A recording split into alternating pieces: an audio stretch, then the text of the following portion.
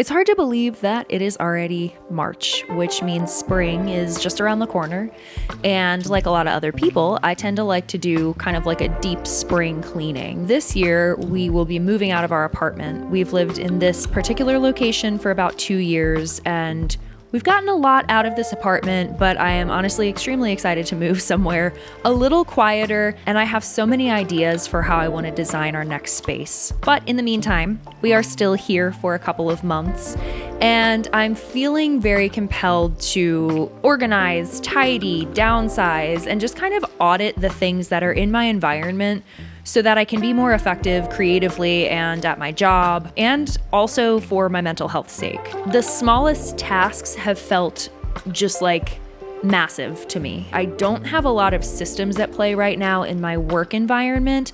Not to mention my desk is in the same room as my bedroom, so it can be challenging to create a delineation between my workspace, my creative space, the area that I want to sleep and rest in. All of this to say that I want to tidy up my workspace and just talk a little bit about this idea I've been having around preparing your workspace and your environment for your worst self. The places where we do the most of our life in should be supportive of the way our brains operate. In my case, I tend to really prefer minimalism when it comes to my work environment. I go through these phases of extreme minimalism where I want to just get rid of everything, and it feels like a way to really control my surroundings. But then inevitably, I accumulate things. Like sometimes we're really organized and tidy, other times things get a little chaotic. Your interpretation of how your environment should best support your needs is gonna be very different from mine. I have very severe OCD, but I have Puro, so I am constantly checking and setting these weird rules and boundaries around everything. It is affecting me in such a way where even being in my home, in my own safe environment, feels like a minefield. Being caught up in these constant mental traps can make it very challenging to do simple things. For example, I am constantly battling with my SD cards and with cables and even silly shit like where I last put my favorite red pen. I can't really control when I'm gonna wake up feeling awful. There will simply be days where my brain doesn't want to cooperate with whatever ambitions I have for the week ahead. It can be really frustrating living this way, knowing that something small could spiral me out, knowing that uncertainty or a lack of control could lead to panic. I'm thinking a lot recently about the things that I do have control over and how I can maximize those aspects of my life and sort of use those areas of life as a way to self-support and accommodate my own needs when I am going through a hard time with my mental health. When I say that it's good to prepare your environment for the worst version of yourself, I'm not saying this in like a nihilistic, defeatist sort of way. It's just the reality. If you are dealing with mental health issues or just like a challenge in your life generally, maybe you're stuck with your creativity or maybe work isn't going the way that you want it to. It can be really defeating. It can be really frustrating. If we plan our lives with this knowledge and insight that things just aren't always gonna go our way, it becomes easier to accept those hardships when they do arise. So I want to clear my desk. I want to like dust the shelves and rearrange things. And I thought it would be kind of fun to take you along on this quick little tidying. It's not even necessarily that I have a lot of stuff. It's just that there's a lot of random items over here that I don't need in my work environment. If there's stuff on my desk, I'm so easily distracted. Like for example, I have a couple of journals on my desk right now. I have these silly old hula hoops next to my desk. For those of you who don't know, I have a past life. I used to fire perform.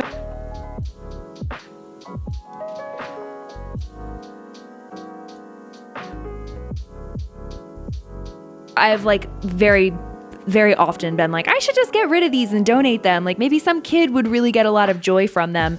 But then every time I pick them up and play with them, I'm like, this is fun. So these need to go back into the closet. I have this walking pad over here that doesn't get used nearly as much as it should. We got some popcorn on the floor down here. I currently have some smells up here. Big fan of fragrances, but I'm trying to work my way through all of these because I'm doing a nose bend. I got this little critter in Des Moines, I believe. I'm scared of spiders, but I thought he was really cute. So I sort of felt like maybe it was good exposure therapy to have a cute spider. I have a cable bag down here. This here is the Kano Scan Lide 300. I was gifted this from Derek. I think it was a birthday present. And I was like, you bought me a scanner for my birthday. Thanks a lot. But I have to say that I've used this for so many projects, for printmaking, making my zines. My scanner has become one of my prized possessions, surprisingly. You're welcome. This has become one of my recent favorite items. It is the Sula bag. This is where my cables, SD cards, adapters, all that sort of fun stuff lives in here, and it's really organized. There's tons of pockets. Got my iPad up here for when I feel like working in Procreate, which is never because I hate Procreate. And then on the bottom shelf, I have my interface, a pop filter, my headphones, and a microphone. I probably should not have these precious objects sitting on the floor with their cables all over the place. I want to show you my desk because I have a very cool desk. On the desk, we have lots of nonsense. I've got books and journals, more journals, my personal laptop, my work laptop. This is my seasonal affective disorder lamp. It's supposed to make me happy. It doesn't do shit. It doesn't do anything. I'm still sticking with it because maybe in the long run there is some sort of effect where my melatonin supply communicates with the dopamine. I don't know. I have this really great Samsung monitor. I'm a big fan of it. There's nothing too special about it to share. I have a Logitech webcam. It's really not that exciting over here. But the exciting thing that I do want to share is this desk. I bought this desk for myself from Flexispot, and then shortly thereafter, Derek wanted one because he saw how cool mine was. It is a standing desk. You can set up parameters and customize how high or low it goes. I also do have a cable organizer underneath the desk that is also from Flexispot. While I paid for both of the Flexispot desks that are in my house and the cable management mount thingy, I was actually gifted this chair from Flexispot, and this was to remedy a chronic issue that I had been dealing with previously, which is my dreadful old chair. Like I mentioned earlier, I think it is very important that you find ways to control your own environment to accommodate your needs. And in my case, I had a very uncomfortable chair for the whole 2 years I've been living here. And I kept thinking about wanting to get a nice ergonomic chair, and I just didn't really know what to look for. So this chair is wonderful. This is the Ergo X in cream. I think this color is so lovely. I really like how modern and sleek the cream looks. I'm about 5'4" on a good day. So typically my feet are just kind of hovering off of the end of the chair, but this chair is adjustable. You can adjust the height, you can adjust the recliner, and look at this. Not only could I take a nap in this chair during a work meeting, but it also has adjustable armrests, a very comfortable lumbar support for my sad, bony back, and a nice little headrest that I can adjust to my needs. The footrest is my favorite part. I've never had that before, and I feel like I am living a certain degree of luxury that I did not know was attainable through an ergonomic chair. If you're on the market for an ergonomic chair that's durable and comfortable, I would recommend you go check out Flexispot. I do have an affiliate link down in the description below, so go check them out and get a chair. It's a good chair. It's a damn good chair. All right, let's get to cleaning.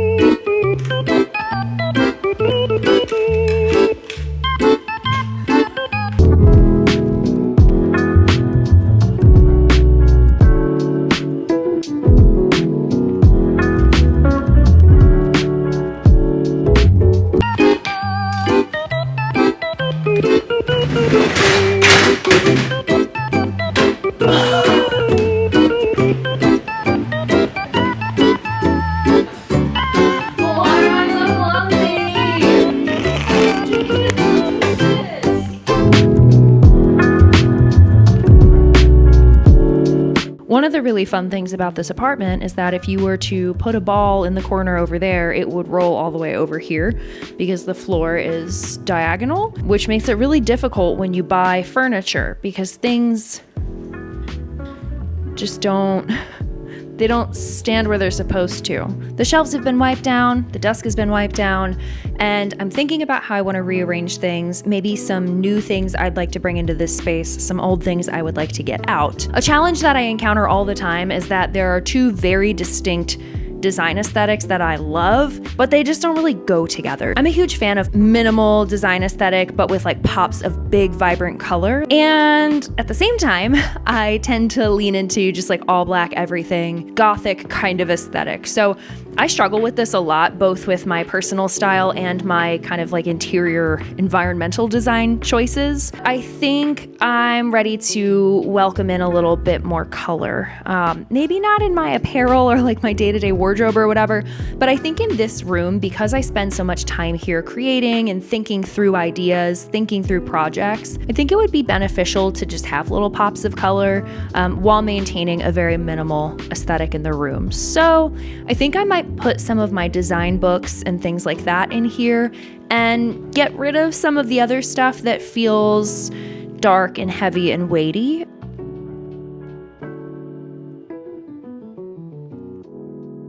I'm basically just a 12-year-old in a 32-year-old woman's body. This is Skeleton Robert. But I think it's time to get rid of him because I imagine that maybe I donate him and like a kid or somebody who needs him finds him and he will bring them great joy. The space is arguably much less evil now, which is a little bit challenging for me.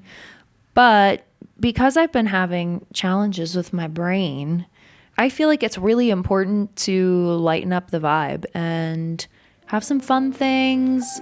We've put a couple of books out. I moved my favorite lamp, the Lichta lamp. I moved it.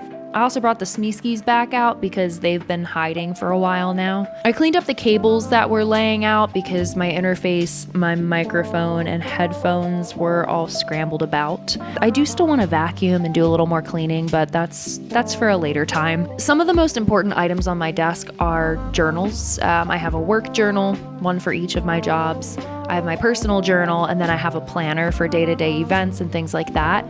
And it can turn into a fight for space on my desk, and I really do not like clutter. So one of the other things I did was I created a designated little nook on the shelf here so that my journals and my planner and whatnot have a designated home, which is nice. It might not be perfect in here and everything is not like to my aesthetic standards necessarily, but the intention for today was to just kind of tidy things up so that moving forward, when I'm having these days where my mind feels so cluttered and so difficult to control, like these intrusive thoughts and things, that at least the environment I'm in makes doing my job easier and makes creativity more appetizing, if you will. By having things around me that feel inspiring and more playful, I think it invites this sense of like better well-being. Something that I want to invite into my life is a little bit more of that playful energy, a little bit more of that colorful energy. My vision for the apartment we're gonna move into is much more modern, minimalist, clean, and less dark and brooding. I do think that struggling with mental health